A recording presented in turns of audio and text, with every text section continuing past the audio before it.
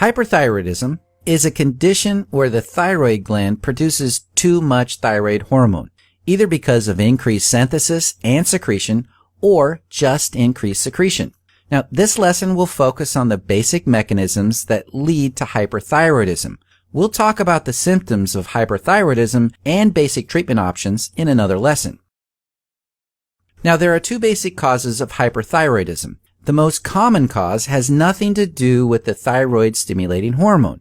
These causes include Graves' disease, thyroiditis, and nodular goiter, while the more rare forms of hyperthyroidism are due to overstimulation by TSH and similar hormones. Graves' disease is an autoimmune disorder, and hyperthyroidism is the most common feature. Graves' disease is caused by antibodies against the thyroid-stimulating hormone receptor, which bind the receptor and lead to the constitutive synthesis and release of T3 and T4.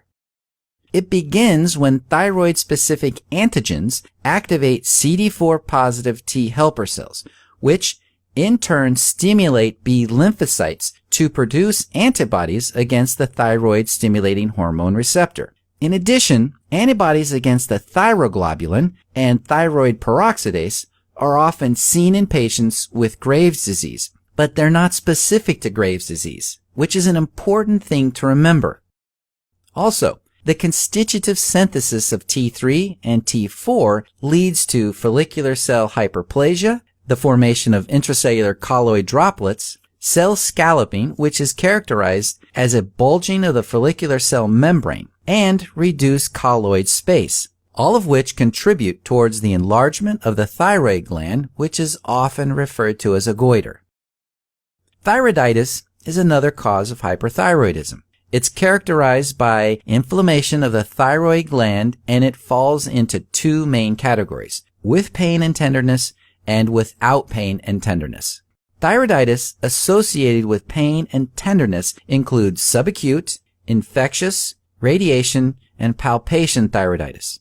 Now, subacute thyroiditis is typically caused by a viral infection or post-viral inflammation. It damages follicular cells and leads to the unregulated release of T4 and T3. It does not lead to an increase in the synthesis of T3 or T4. It's usually temporary, lasting 2 to 6 weeks, and is followed by hypothyroidism. Now, diagnosis of subacute thyroiditis can be confirmed by the appearance of multinucleated giant cell granulomas in a thyroid gland biopsy. Now, infectious thyroiditis is caused by gram-positive or negative organisms like Staphylococcus or Streptococcus and is typically seen in the immunocompromised patient. The acute form presents with the sudden onset of unilateral pain of the thyroid gland and fever. Also, diagnosis of infectious thyroiditis can be confirmed by the appearance of gram-positive or negative cells in a culture from the thyroid gland biopsy. Now, radiation thyroiditis is occasionally seen in patients with Graves' disease who are undergoing radiation treatment, which damages the follicular cells and leads to increased release of T3 and T4. Likewise, trauma, neck surgery, or even excessive palpation of the thyroid gland can cause palpation or trauma-induced thyroiditis. Now, thyroiditis without pain and tenderness includes painless, postpartum, drug-induced, and fibrous thyroiditis. Now, painless thyroiditis accounts for less than 5% of cases of hyperthyroidism and is thought to be a form of chronic autoimmune thyroiditis caused by antibodies produced primarily against the thyroglobulin and or thyroid peroxidase. Hashimoto's thyroiditis is a common cause of painless thyroiditis and is associated with mild hyperthyroidism. Now, postpartum thyroiditis is similar and typically occurs in women within 1 year of giving birth, but it's associated with higher serum levels of the anti-thyroid antibodies compared to painless or Hashimoto's thyroiditis.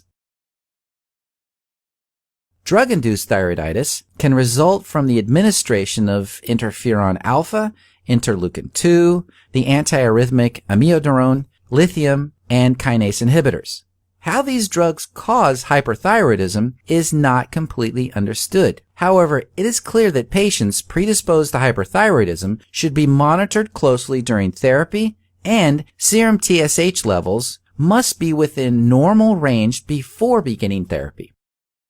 Fibrous thyroiditis, or Rydell's thyroiditis, is characterized by fibrous, macrophage, or eosinophil infiltration of the thyroid gland and adjacent tissues. It can lead to neck tightness and a hard fixed goiter.